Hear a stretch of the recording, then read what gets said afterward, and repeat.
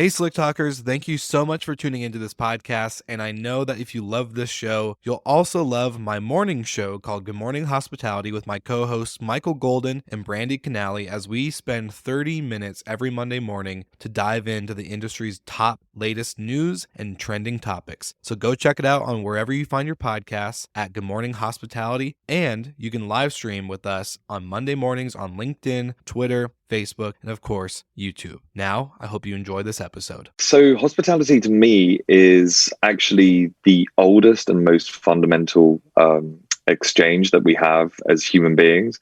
So you can tell I'm a philosopher, but I really think that it's the most fundamental service, and it's the act of one human being doing something else for another. So the industry that's grown up around that basic need that we have for other people to look after us, take care of us, and actually make our own lives a little bit better. I think that's what hospitality means to me, that it's actually monetizing that relationship, and hopefully in the longer run, it kind of, it's the thing that essentially kind of makes kindness a something that we can share together and hopefully make money together as well. Welcome to Slick Talk, the hospitality podcast where we discuss all things hospitality, hotels, and business. You can find us online at slicktalkthepodcast.com and on every podcast listening platform. In hotels and vacation rentals, the top complaints or issues are noise, garbage, and parking. I may not be able to solve all of your parking and garbage problems, but I could definitely help with your noise problems. And that actually might just help your garbage and parking problems too. So NoiseAware is the only 100% privacy-safe noise monitoring solution that property managers and owners can use in order to ensure they avoid parties and other issues happening at their property. You won't get notified when a plate breaks, but if you have a little quiet get-together that kind of gets out of hand, like this, then NoiseAware will give you the peace of mind to ensure that you and your property, and of course, your profits, are protected. So use my code SlickTalk20 to get 20% off of all noise monitoring devices and focus on the other important things that help you run your business. Now, thank you for checking out Slick Talk, the Hospitality Podcast. Get back to the episode, and don't forget to check out NoiseAware while you're listening.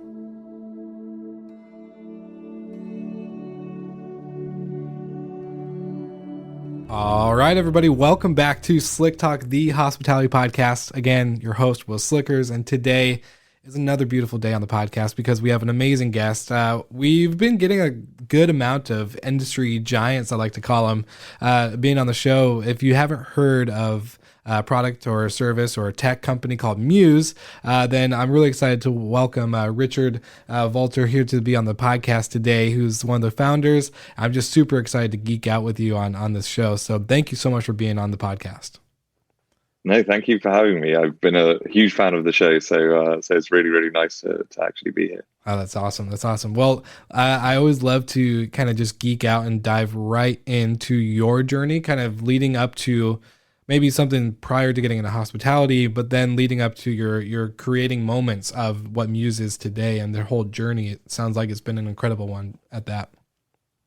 Yeah. So I guess, without going too far into my own history, I grew up in a communist Czechoslovakia, basically, as it was at the time.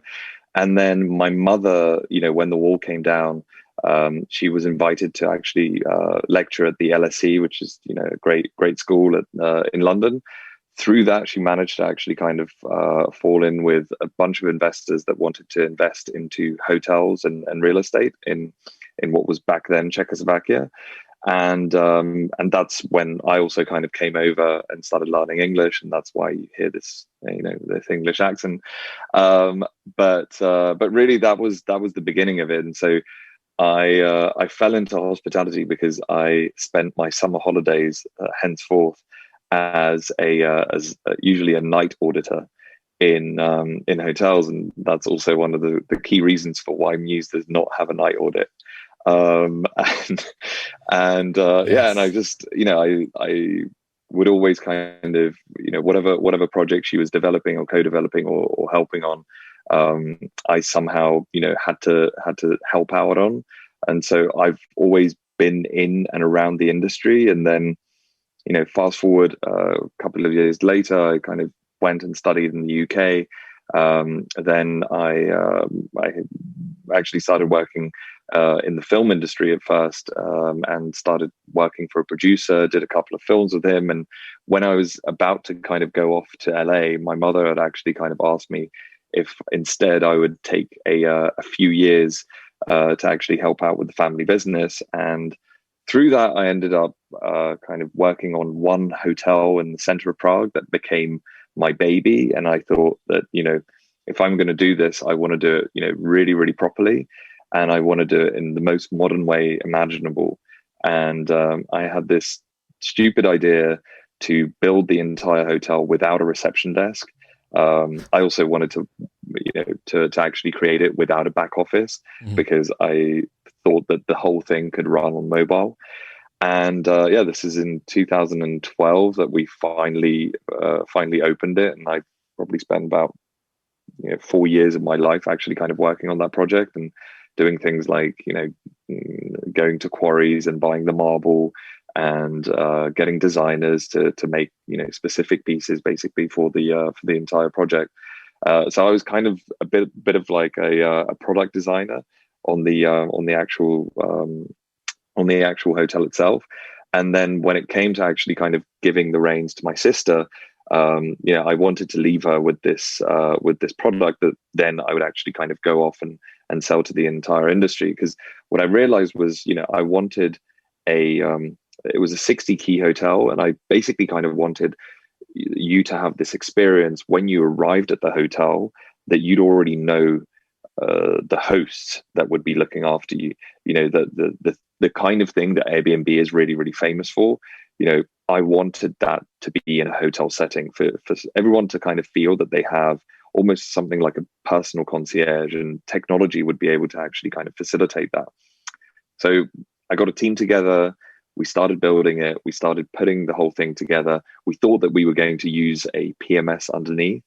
But then when I started asking about things like APIs, about, what we could connect to, about, connecting to guest profiles and things like that, about automating a lot of the admin and the SOPs that, were standard in the systems, everyone just told me no, that's not the way that PMSs work.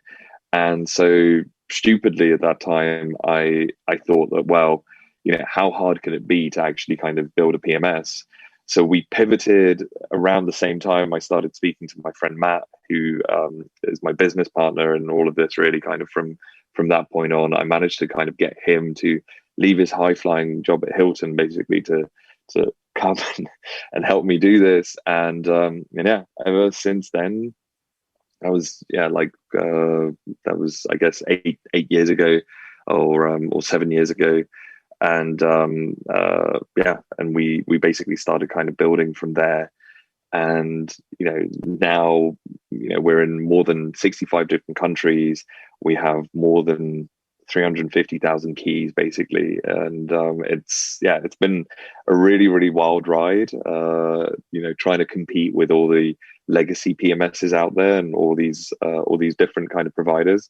But yeah, I think we're onto something. I think the things that I was frustrated with when I was designing my own hotel, I think a lot of hoteliers are frustrated with the same things, and I think the pandemic has only really exacerbated those things. And I think that the industry as a whole, I think, is really kind of willing and waiting to actually kind of think differently about how it comes out of this pandemic. So we've just seen an incredible rise in demand, and we've just had unbelievably to a certain extent, but an awesome year. Yeah.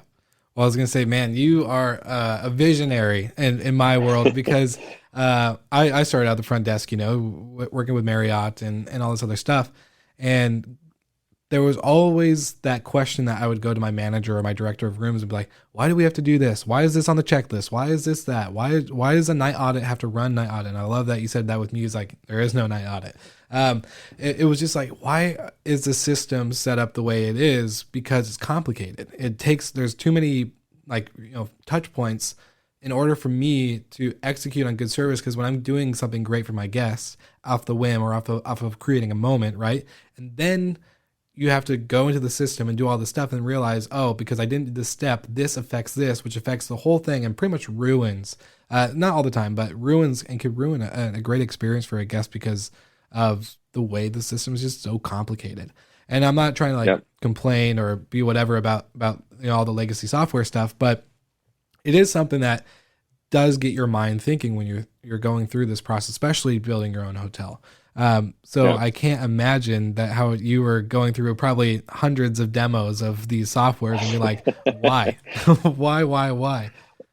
Well, like I knew PMSs and I'd worked with PMSs before and I kind of, but you learn how to work with PMSs, basically everything from like DOS up, by knowing the keys, knowing the quick keys. Because I think one of the things that I think that none of the technology companies really get or really kind of want to get in a way is that, technology as a thing in itself is actually at odds with what you're trying to do with hospitality, so it's like this thing that, if I have to have a screen at the front office, then that screen has to be linked to some kind of,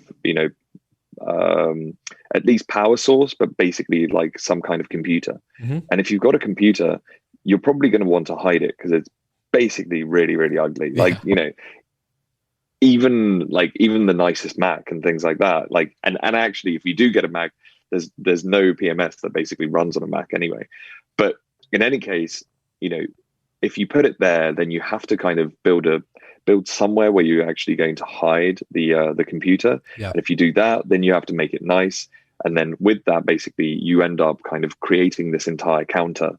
Yeah. And when you created that counter, you basically have killed the entire room. Yeah. And once you've put that counter in, basically, you're not a host, you're a shopkeeper. Mm. Yeah. That's basically kind of behind the counter, waiting for somebody to come and order services from you.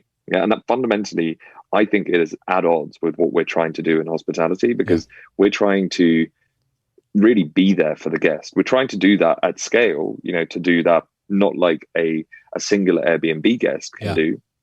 But at the same time, you're trying to do that in a way that still respects the fact that, what people are really trying to look for is value added services. And there is nothing value added about, filling in a registration card or giving somebody your credit card or your driving license or your passport, whatever it is. Basically, none of those are value added services. A value added service is like telling somebody what amenities they can actually kind of use in the hotel. What time's the best time to go to the beach if it's a beachside hotel, or where the best restaurant is, or like there's shrimp week. It's like, go to these places for shrimp week, and like that kind of thing. That's great services. And that's what you want people to actually be talking about. You don't want them talking about, well, I'm just going to pre-authorize your card for this much. Like, is that okay? Is that not okay? And then why does it have to be this much? Could it not be a little bit like, you just want to remove all of those discussions basically from what should be a value added experience for the guest. Yeah, I totally agree. And you give me like flashbacks to like when I was checking people in and doing all this stuff, because in a good way, like you can find, I found throughout my journey, I hated asking those questions on, is this the card you want to authorize? Do this, do that. So I tried to like always turn it into what brings you into town. And as I'm doing these processes, right, as they're filling out their form, which I hated that they had to fill out a form, you're figuring out these stuff and you can, oh, you and your wife are having an anniversary. Great. Well, there's this great restaurant. I don't know if you like seafood, but if you do, it's right on the water. Let me make you guys a reservation if you don't have any plans tonight. That stuff is the better service. That's the part like where people that go into the industry, not for, an hourly wage, they go in for a real career. They go in for a real passion. Those are the things that give them that juice, right? Not the sitting there waiting for them to, fill out their registration card and ask questions and get upset because there's stuff on there that they could have given you at the time of booking. Yeah. And that's the thing, like from that moment when you have somebody do that kind of dual job, you're essentially like, as an owner, you're essentially kind of disincentivizing people to do the value added services because, the accounting department and all of these different departments in the hotel, they need that clarity of data. Like if you need to make sure that all of that is actually kind of collected, the operations team, basically the accounting, they need all of that to be done. And so you essentially kind of start incentivizing people to get really good at that, and you're not incentivizing people to do the really, really, essentially you're there as a salesperson. And why are people not incentivized to actually kind of create the best experience? If you can measure happiness as soon as you leave that lobby, if you can measure greater levels of trust because you've given a lot of great recommendations, or if you've actually been able to if you're able to see look, you've come in with a huge stack of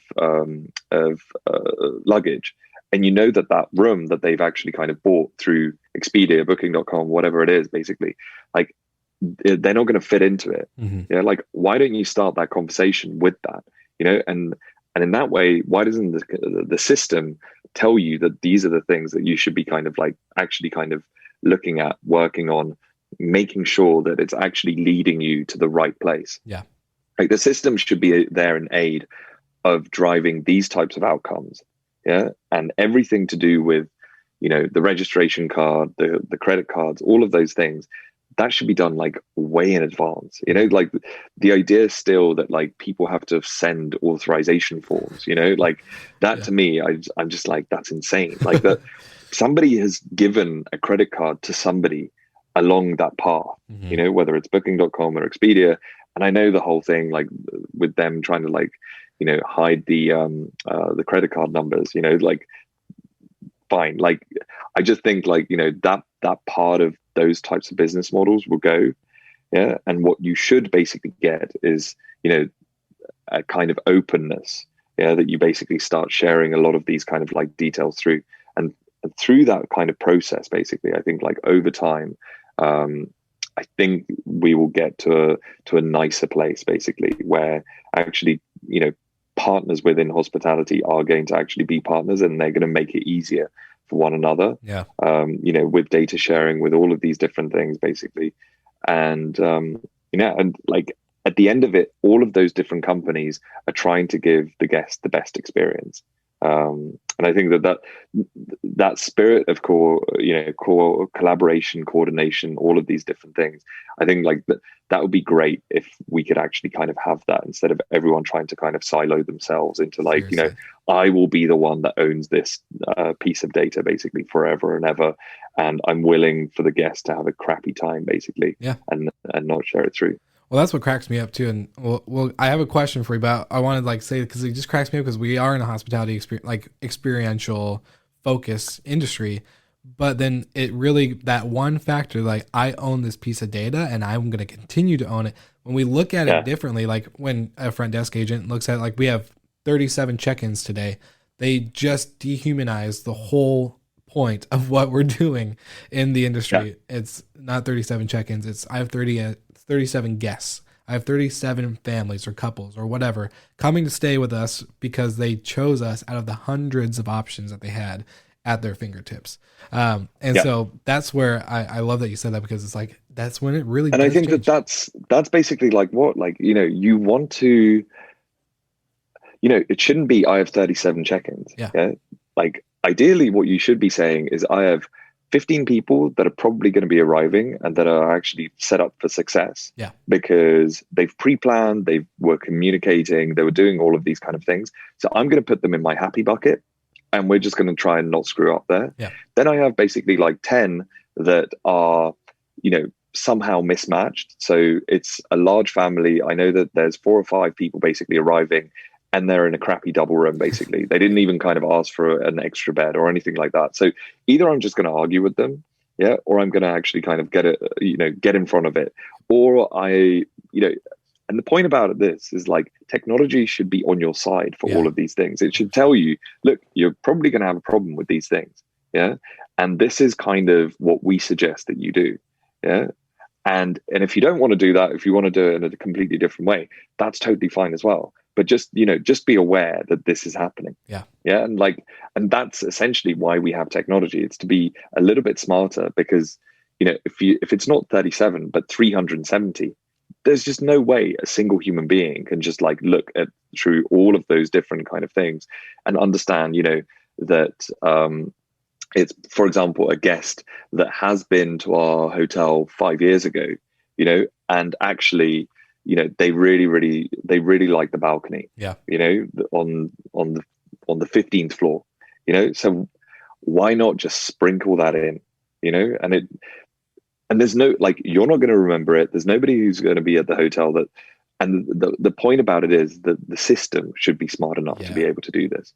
Yeah. And I guess that also kind of like leads to, the fact that we based our system around the guest, and it functions much more like a CRM than you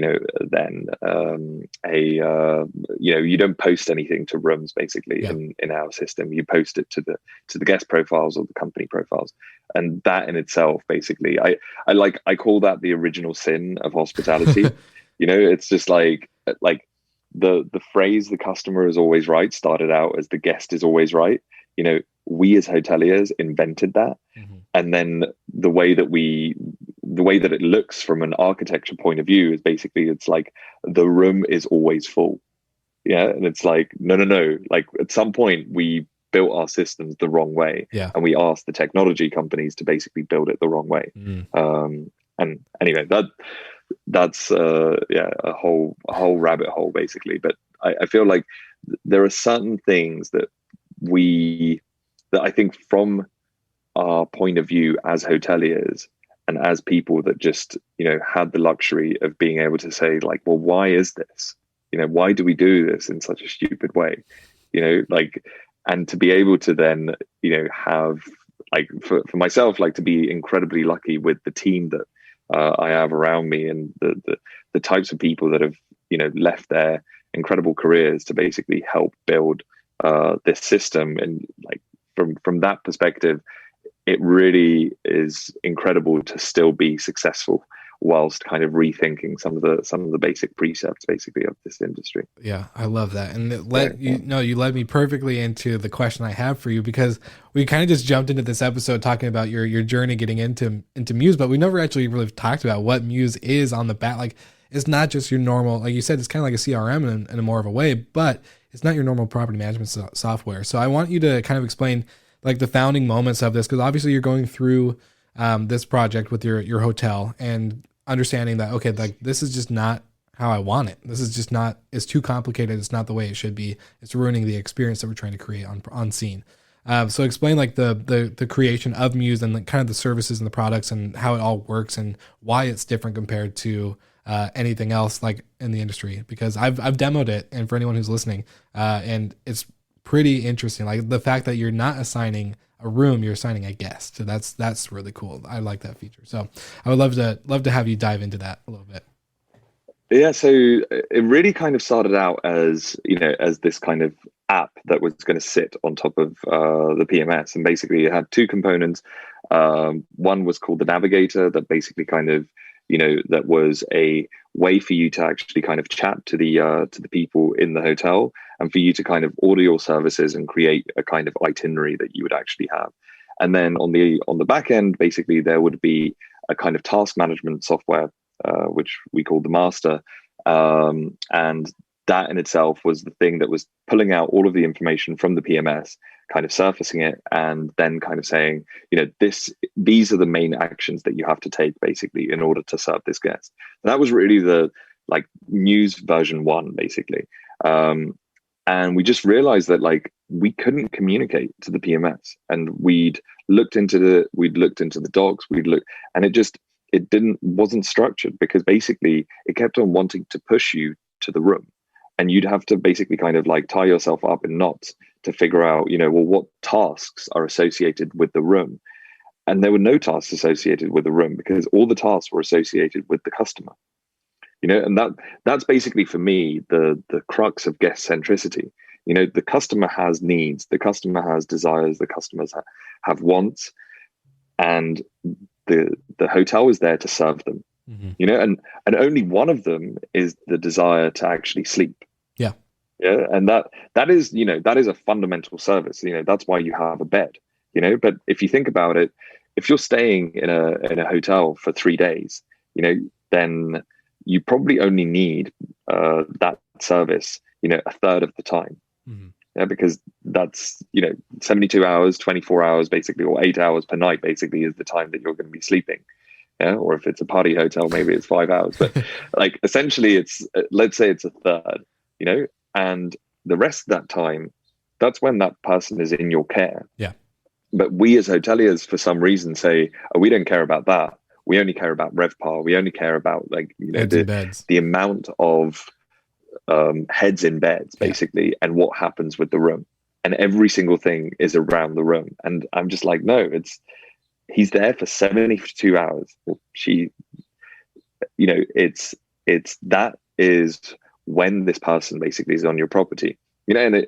And I love also thinking about it through the lens of a tech company. You know, if you told any tech entrepreneur you're going to have somebody on your website for 24 hours, they'd be like, oh my God, this is the greatest opportunity. You know, I have somebody on my site or on site for 24 hours. I can think of the greatest, you know, products or services that I can actually sell to that person, you know, and they're going to find value in it. And for some reason, we kind of like, we take, you know, essentially the 16 hours and we just toss them out the window. Yeah. We're like, you know, that's ancillary, that's incidental. Yeah. But that's the crux of what they're actually there to do. You know, it's 16 hours of pure value. Yeah. It's 8 hours of need, but 16 hours that you can create pure value. Yeah. And the way that we set up our systems and the way we set up our operations and the way that we think about it from an architecture point of view, basically in hotels, is just, for some reason, those 8 hours are paramount to the experience. And I just think it's totally wrong. And we need to get away from that model, because also those 16 hours represent a huge amount of value that you can actually kind of unlock. And, you know, you kind of tend to associate it with the full service hotels. Yeah, that they're able to actually kind of do that. But in my conception, every single hotel can be a full service hotel, you know, and every single full service hotel can become a lifestyle hotel.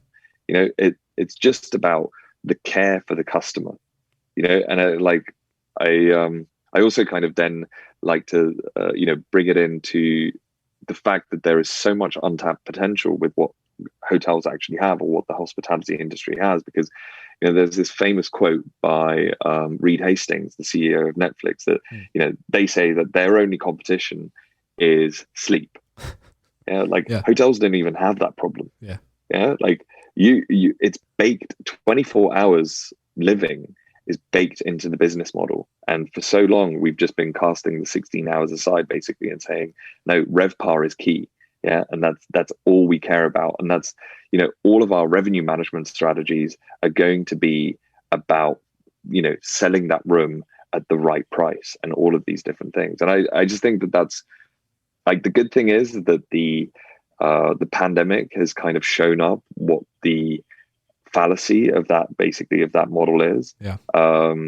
And at the same time, I think it's kind of woken up a lot of people to actually say, like, well, actually, look, there's a huge untapped potential in terms of what we can actually kind of do for a longer period of time. And I think that that's, you know, when you start looking at it as basically kind of, you know, that you're managing this customer and you're thinking about, you know, maybe not just the 72 hours, but maybe you want to kind of push yourself and say, I want to kind of manage 168 hours of this person's month, basically. How do I do that? And I think those are the interesting questions, basically, that this industry could ask itself. Yeah. Hey, everybody. I know I'm doing this again, but 2 episodes ago, you heard Michael Friedman from Skyrun Vacation Rentals, and I just have a quick message. Skyrun Vacation Rentals offers a premium all-in-one solution for vacation rental business owners and homeowners.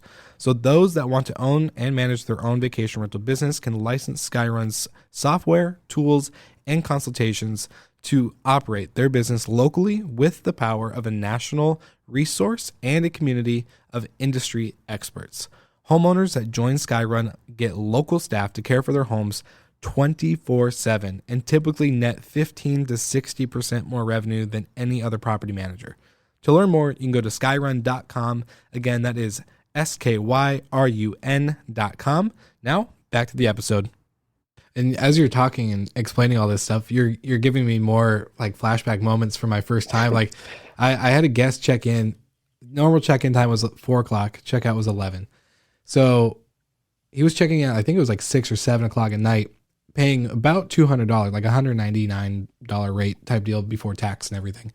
And he goes, so what time's checkout? So 11 o'clock, blah, blah, blah. He's like, wow, really? And I said, oh yeah, the normal checkout time is 11. If you need a later one, like let me know. I could probably work it out. And he goes, so you're telling me I'm paying $200 for less than 24 hours? And I was like, I didn't know how to respond. I really didn't know how to respond to that. Like I was brand new at the time too. So like, but you think about like, as you were talking about, you're saying all this stuff and it triggered that moment. It's like, yeah, I'm only giving you like less than 6 hours to be actually sleeping, probably getting a little bit of work done, a shower.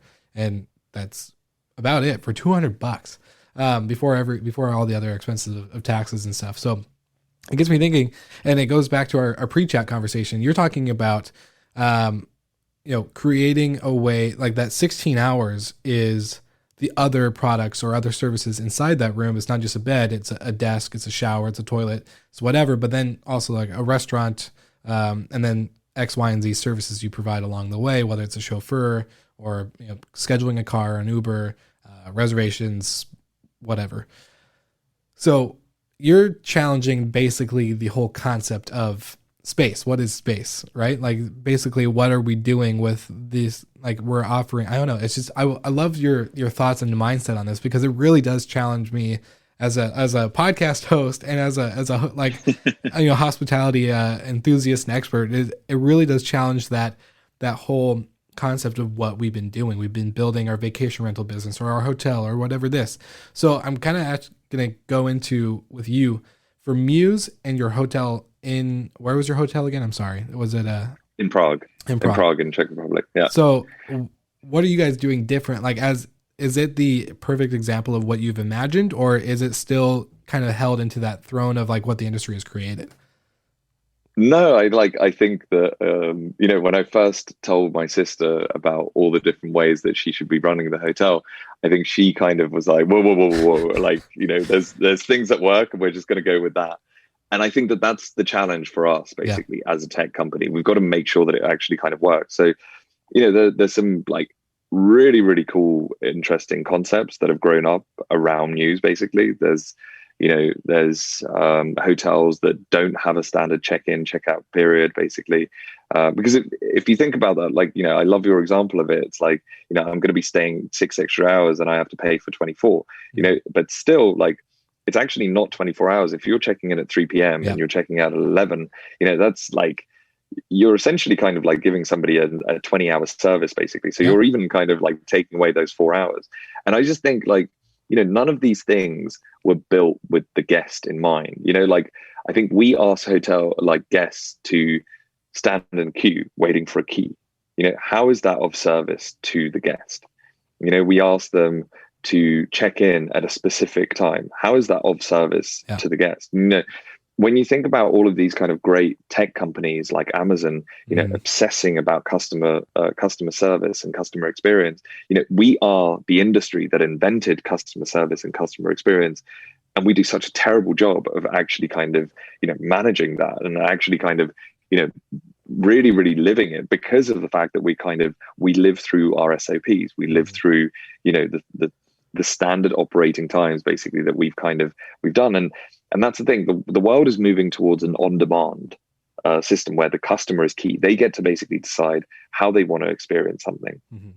And if they don't get it within traditional hospitality, they're going to go elsewhere. And, you've seen, for example, the rise of the Sonders of the world, and these different types of models, basically, that are, the way that I see it is like, at the end of the day, Airbnb just brings about a new way of structuring a hotel together because it's essentially distributed inventory, much in the same way that cloud computing is distributed software, or distributed kind of servers, basically. And it's the same thing. You go from monolithic structures that you had to kind of put into a server room inside your basement in order to run your technology to manage. And it's the same thing. Like, you now can create a hotel out of 300 Airbnbs, basically. You don't have to actually kind of have them in the same building. And you can, a lot of the times you can think about yielding in a much, much better way. And it's not just the Airbnbs. Like, we look at, for example, like hostels, which are basically the original low-cost carriers, of the hospitality industry, because you pay something for a bed. You want a double bed, you pay extra. You want a communal shower, then that's fine, that's free. You want a little bit kind of, you want a private bathroom, you pay a little bit extra. You have a locker. If you want a large locker, you basically pay a little bit extra. You want towels, you pay a little bit extra. It's like, it's not nice. But basically, like, what you see is that some of these hostels, basically, and like, when you're looking at the generators of the world, and they yield more per square meter than some of the most luxurious hotels, basically, in the world, just because of the fact that everyone kind of understands that you're packaging it all together, and you're piecing it all together, basically, and that is fundamentally, I look at a hostel and I look at the most luxurious resort. You're doing exactly the same thing. You're just piecing services together, and you're trying to basically make sure that you're yielding the most amount per guest. And that's the whole point, and that's why all of these things are scalable through that type of thinking. And it goes back to how can you make sure that you can actually think about how can you be super flexible about the service that you're actually kind of offering? How can you be also flexible in terms of the design? And, again, going back to the, my problem with my property was that I had a very specific idea of how I wanted to run it and how I wanted these kind of things. And no system would give me the flexibility to actually design it. If I wanted, to have one check-in every single half an hour, and there's basically a whole welcoming procedure, for everyone actually kind of coming in, and there's like, and everyone at the reception basically like acts like they're actors, and it's a specific thing. Like, why couldn't that be a thing in hotels? Like, why couldn't we give people specific times that they actually kind of check in at? But it just means that there's like, there's somebody who just like wafts you with a feather, like there's another person who like sings you an aria. And there's another person who basically like, reads you the founding declaration of that city, and that's the theater that you're coming into. And that's going to be a memorable experience, basically. And it's a show that goes on every single half an hour, basically. And probably for the guests that are staying, like, they get earplugs so that they don't have to hear the opera singer every single half an hour. But like, the point is that you can just unleash a huge amount of creativity if you have the flexibility, and if the SOPs is something that you can actually kind of program. And if that's the case, basically, then you just unlock a huge amount of innovation and flexibility, basically, into that model. And you just think of everything as basically just some sort of, either you're creating some kind of package or product, or you're basically treating every single thing as an add-on service. And you're trying to basically bring as many add-on services as you possibly can. And the customer, fundamentally, they'll understand it. Like, if you tell them that, the cheapest time to clean a room is going to be between, this time and this time, if they basically arrive if they arrive super early, you're going to be like, fine, but there's a cleaning fee that's attached to it, or it's basically like a surge cleaning fee. For, the times outside of that normal time.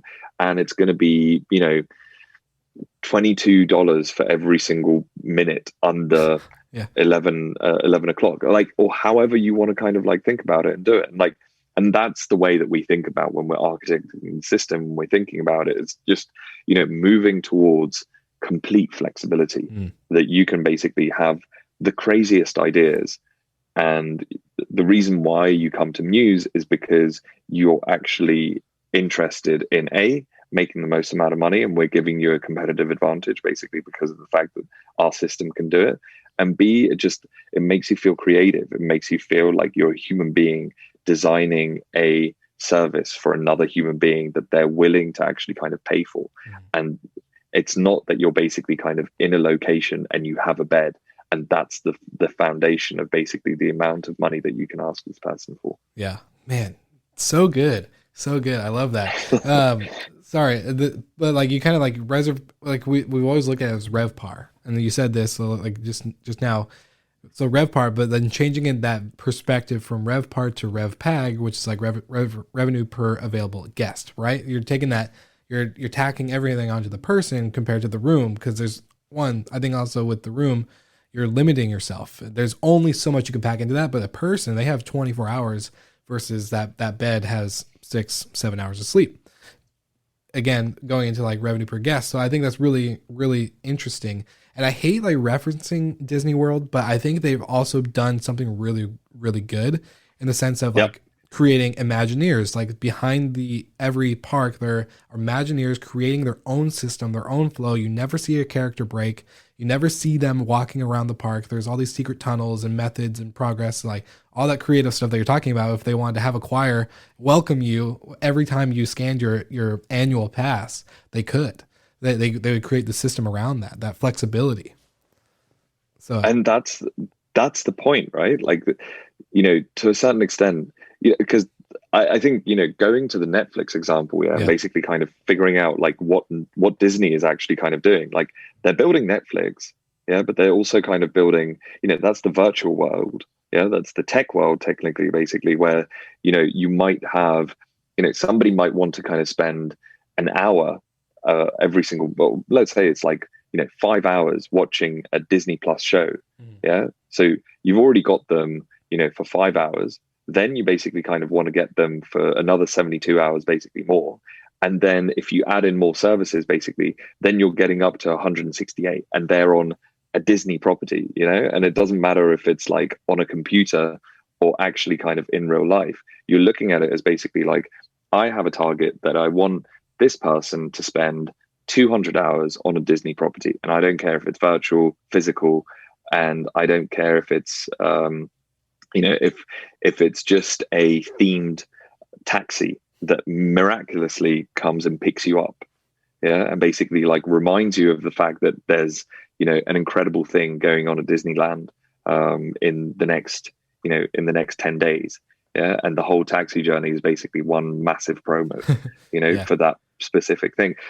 Like the point for me is that basically like, you're you should be, as a brand basically, or as any kind of, hotelier, you're trying to basically kind of make yourself relevant to that person, and especially as a brand that has multiple locations, you should be looking at it as basically like, how can I build something that's going to be relevant to this person over the entire course of their month or of their year, and you're then really, really, you're not looking at marketing as basically one stupid mail out that you're kind of doing every single month to offer them a 20% discount. Like you're actually kind of going in with value. You're thinking about where can I attract this particular guest, and you're looking at every single guest, because a guest to you in that way can be, for example, somebody who needs a quiet workspace for the day. And it's just like, why don't you sell them that? And they can be in your city. Those types of people are maybe actually coming to your restaurant, to your bar, all of these different things. How are you getting those people to come back and actually spend a hell of a lot more time? How are you getting them to kind of enjoy those people that have come to the bar or that have come to the spa? How are you making sure that they're basically kind of checking in every single month for a weekend away from the kids, or something like that? Are you thinking about providing those kind of childcare services? If not, is there another platform that you could actually kind of ally with to actually kind of make it really, really super easy and make it super convenient, that basically like you don't have to employ those people, but you're just partnering up with those types of platforms and bringing them in basically to actually kind of facilitate that kind of service? It's incredible. It's incredible. I love this conversation so much because it really does. Like, you ask any hotel school, you ask any training program, any type of onboarding, system or way that hotels or vacation rental companies, tech companies have, that they say this is how the industry is. This is the key fundamentals of X industry or of hospitality, of hotels. This is how housekeepers have to do this. It's how maintenance has to do that. And I think, you get in that pattern of doing it for so long. I even had, my last previous owner that I worked for say, this has been the last 20 years and this is how we do it. And that excuse, and then you kind of brought up COVID a little bit and the whole pandemic, how it shifted. That's kind of shifted that mindset. Well, this is how hospitality is. This is how vacation rentals have to be. This is how hotels have to operate in order to partake in that industry standard that we've had the last 20 years.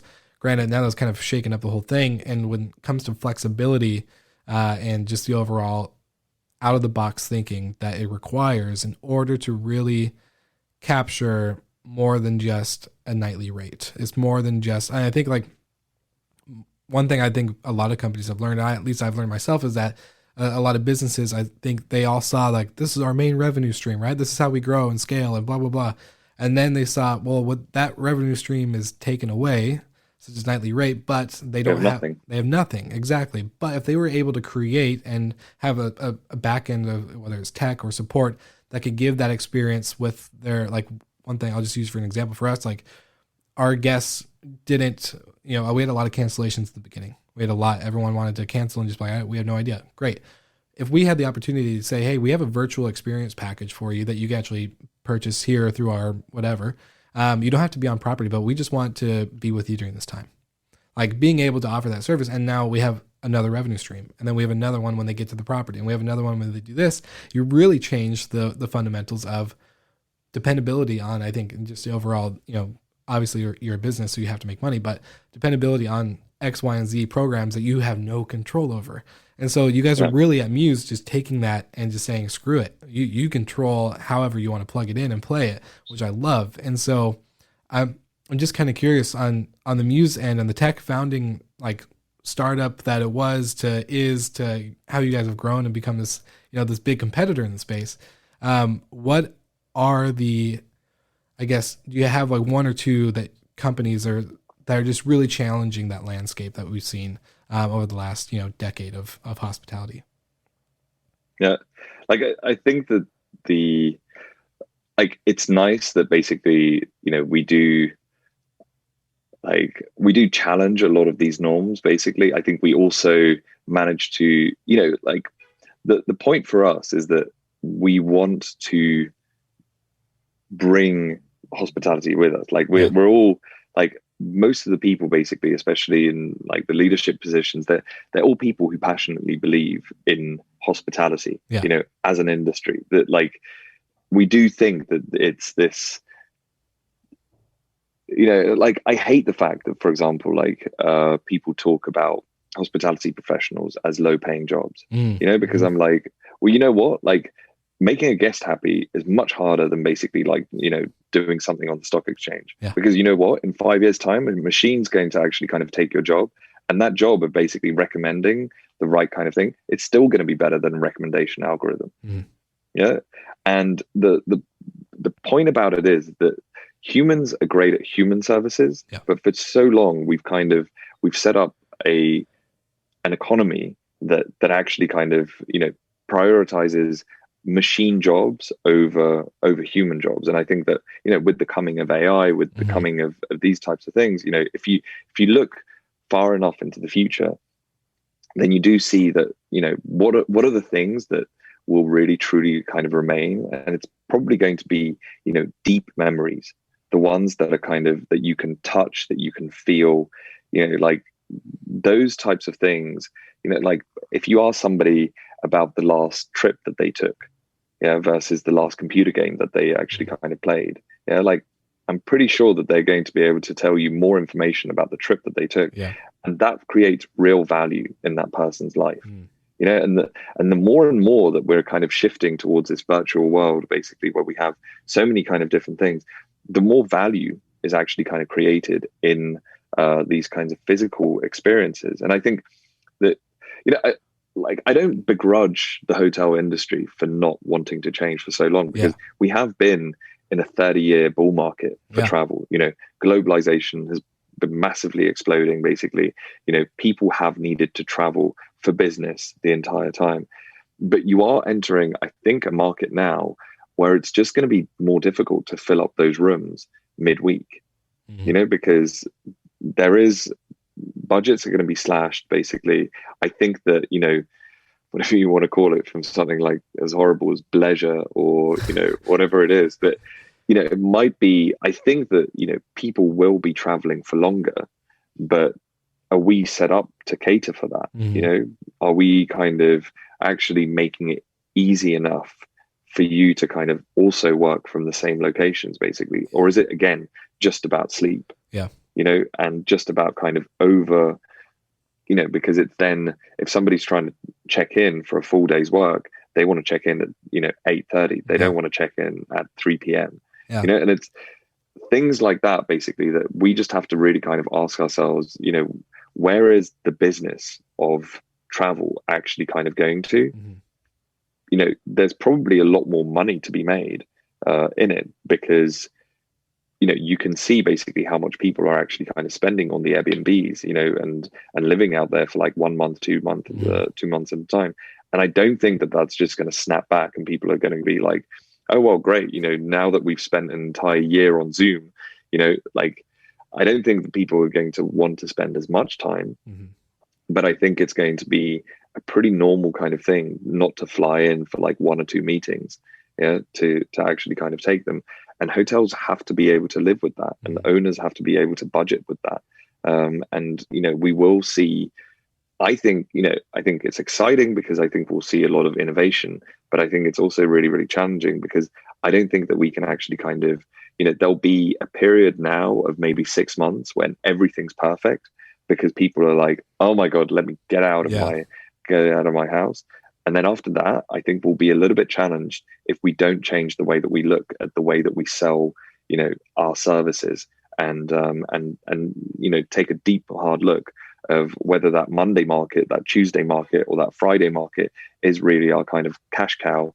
And do we have every single process set up in the hotel that basically we're now no longer all things to all men, basically, at all times, but we're actually really, really, very, very focused on which segment of guest we're actually kind of selling to for that one specific kind of, for those segments of the week, basically, as well. Yeah. Well, we're always going to have those, like, we're always going to have workers or people that work in whatever industry, that they have to show up to their job, clock in, do their job, clock out. But I think a lot of things through the pandemic, and what you're kind of mentioning is talking about I think a lot of people that have gone to Zoom and they've gone to remote work, and they're doing this live work, and I hate the word balance, but they're doing this like, at home type deal. I think they're realizing that they can work and still do their normal life chores around the house, maybe a little bit errands, taking care of the kids, whatever. They can do this while having that ability to be productive and get their own job done. There's no longer a clock in, like when I would go to the hotel, like if I was there at 8 to 3, guess what? I couldn't do any personal stuff. I couldn't do, I couldn't call my girlfriend or plan a trip or do whatever. It was like, oh, I'm here. You're present in that moment. But now a lot of people have that ability to be like, well, I don't have a meeting till 8. I have to get these tasks done before then. And after my meeting ends at 8:45, I can go hop in the shower really quick, do a little bit of this, a little bit of that. Like, they have that ability now to control every moment, instead of just like that block of time in between before and after work. Right. So I think just like capitalizing on that in the space of hospitality and travel, that, we're able to then shift that. And I love that you said every property can become a lifestyle property. I truly believe that too. Like, and capitalizing on Airbnb and realizing that, these longer stays, that it becomes a lifestyle. Like, they've no longer, I hate the digital nomad word because it's become very, very used, but the flexible living in general, this is what it is. It's flexible. Exactly. It's not even flexible living, it's living. So, yeah. And just being able to tell a business, basically, like, I'm sorry, you're going to have to fix your business model around my life. not the other way around. Mm-hmm. Yeah, agreed. Yeah, you're gonna have to. Yeah, no, that's good. It's super good. I love geeking out with this type of stuff, so it's really awesome.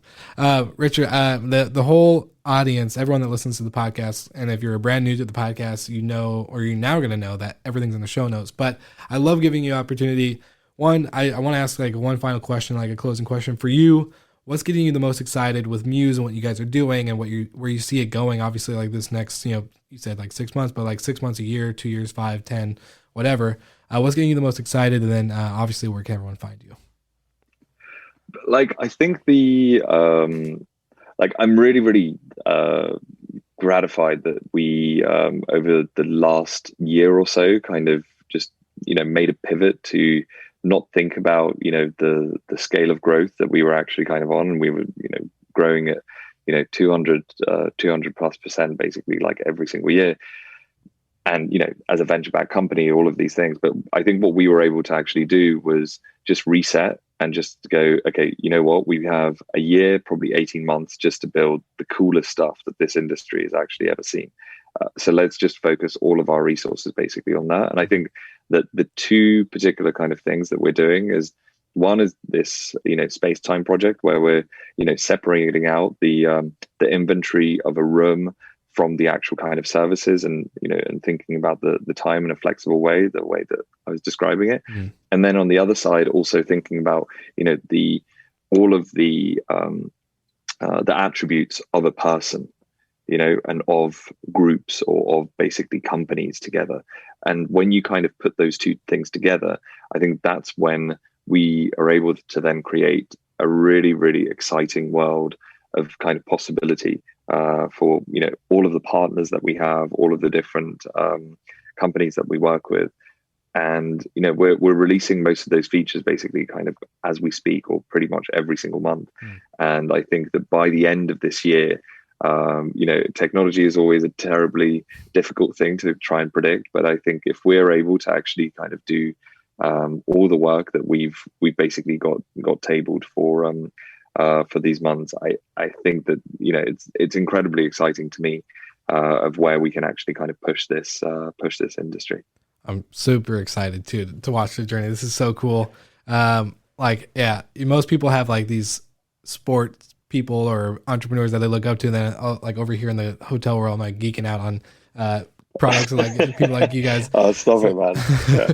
So that's really cool. I appreciate you taking the time, and I think it's going to be really exciting to watch all this happen. So definitely anyone who's listening, this is a company and a group of people to watch and to continue to see what they do, to innovate and to challenge you, what you're doing in your business. So everyone check out the show notes. Everything is linked in below. And then Richard, I just want to say thank you again for being on the show, my friend. It's been a true pleasure. No, it's such an honor to be invited. So thanks so much for the conversation, and I hope to do it again sometime. And you'll be telling me like, well, you told me 3 years ago this is where you'd push it. Like, where is all that cool stuff? That's awesome. Well, you heard it, Slick Talkers. Tune in again next week, and we'll see you then. Thank you so much for listening. We love your support and want to provide the best we can to all our listeners. So please find us online, social media, and on Spotify, Apple Podcast, and Google Podcast.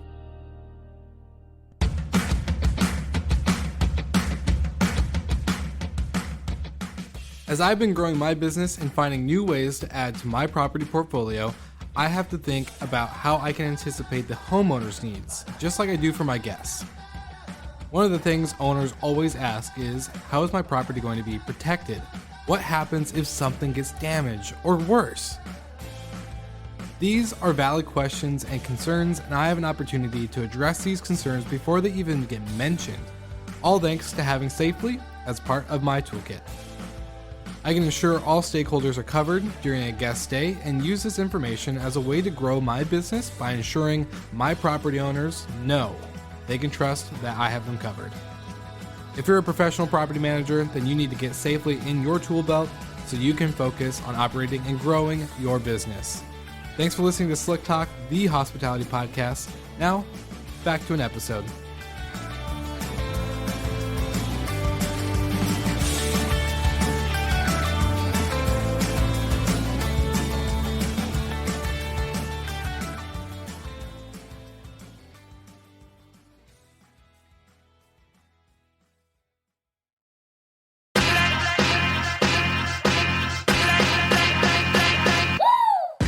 What's up, everybody? If you've gotten this far into the episode of Slick Talk, the Hospitality Podcast, then you are amazing, and thank you so much for tuning in. We want to send you two places really quickly. If you can, check out the show notes and click the hospitality.fm link. Check out all of our other shows on the podcast network. And don't forget, if you have someone that you want to hear on the podcast, then fill out the guest fill out form so that way we can get them on the show. Thank you so much for tuning in, and I hope you enjoy another episode of Slick Talk, the Hospitality Podcast.